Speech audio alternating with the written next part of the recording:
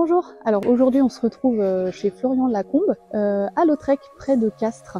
Et on va découvrir comment il utilise une pailleuse dérouleuse DR180 PI latérale. Donc PI c'est pour pivotante et inclinable.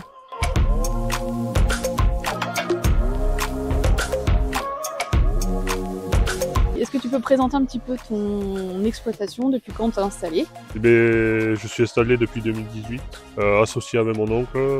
La production principale c'est du veau d'Aveyron, avec vaches limousines en grande partie. Et on est sur une surface de 130 hectares. D'accord, combien de bêtes en tout? 56, mères, plus après renouvellement et réforme. Donc en gros on est sur une soixantaine de bêtes à l'année. Et donc effectivement avant vous n'aviez pas autant d'hectares? Non, avant on avait une cinquantaine d'hectares et 25 vaches. Et suite à mon installation, on a créé le bâtiment avec mon oncle pour pouvoir vivre tous les deux du métier, quoi. Et jusqu'en octobre 2024, on paillait à la main. Et le choix de la pailleuse est venu pour un confort de travail. De pailler à la main, c'était devenu épuisant, surtout quand on est tout seul. Quand on était tous les deux, bon, c'était facile, quoi, hein, vu qu'on met 2 balles par jour. Avant, on mettait les 2 balles soit le matin, soit le soir. Donc on passait entre 30 et 45 minutes à faire ça, rien que du paillage.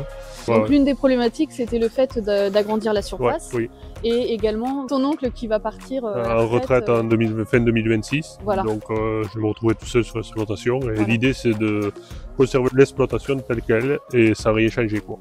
Et après, le choix d'Altex, ça a été la conception et le tarif, quoi. D'accord.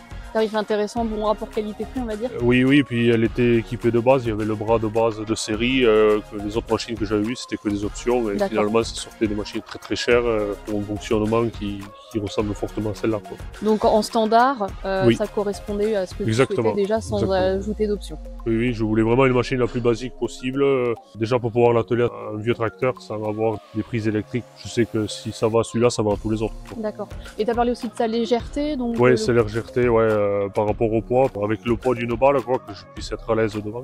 Et la conception est bien faite, quoi. D'accord. Et alors, utilisation de cette pailleuse, donc on est sur la DR180 PI latérale. Donc PI, on est sur pivotante et inclinable. Alors qu'est-ce qui a fait que vous avez choisi celle-ci plutôt qu'une autre? Et en fait, j'ai choisi celle-ci par rapport au pivotement, pour pouvoir pailler tout aussi bien à gauche qu'à droite. Comme je commence du côté droit et je finis du côté gauche, ça me permet de ne pas faire de manœuvre avec le tracteur, de vraiment tout faire avec le tracteur toujours dans le même sens.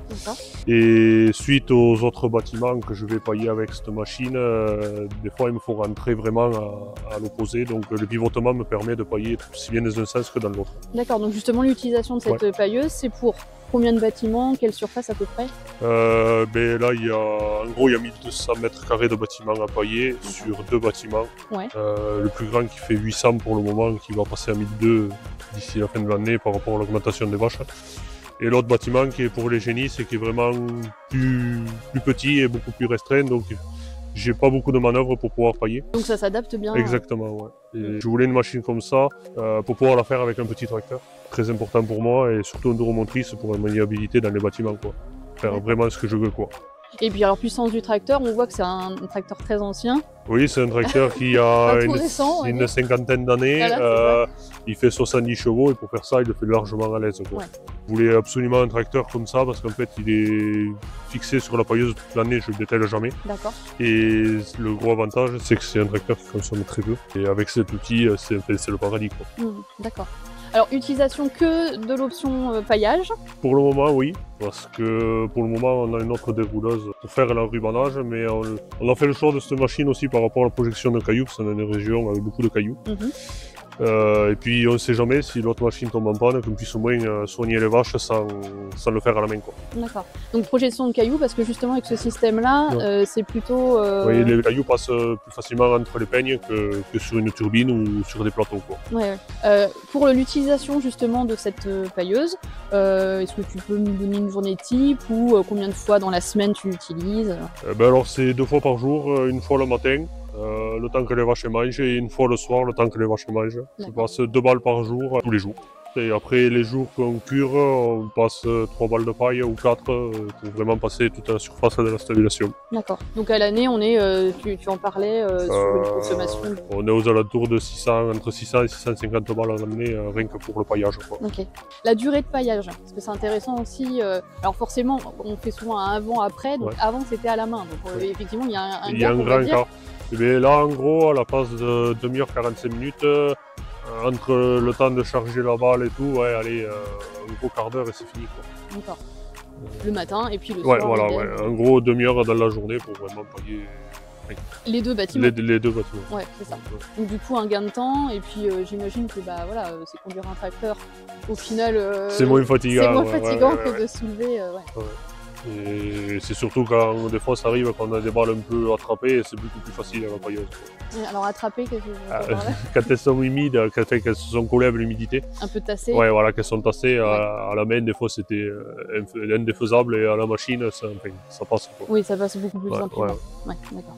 Et alors justement, dernière question, comment ça se passe pour l'entretien, les points de contrôle Ben, il y a un graissage tous les mois mhm, de toute la machine. que tu fais toi-même. Oui, oui, je fais moi-même. Donc ça et- va, tu peux gérer. Ouais, et après, vérifier aux endroits où les flexibles se plient, mais bon, pour le moment, il n'y a rien à dire. Et pour le nettoyage, comment ça se passe aussi que tu... Ben, je la nettoie après chaque utilisation. Ouais. C'est pour pas avoir de la paille partout dans la cour, quoi. Tout T'as simplement. une souffleuse ou quelque chose Je le fais à la main pour le moment, quoi. D'accord. Très bien. Est-ce que tu vois quelque chose à ajouter Non. Non, c'est Non. bon.